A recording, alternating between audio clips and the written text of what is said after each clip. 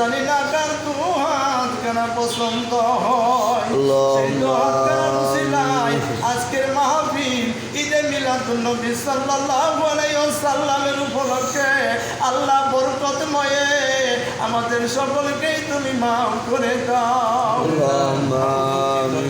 তোমার দরবারে জানাই মাবুদ, জানি না মাওলা কোন দিন জানি মালাকুল মউত বুকের মধ্যে চাপ দিয়া বসে।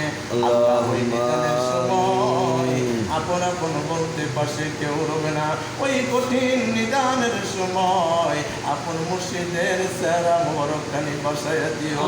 আজরাইলকে হাজির করাইও না, যদিও হাজির করাও ওই আজরাইল আমার মুর্শিদ রূপে যেন হাজির হয়ে যায়।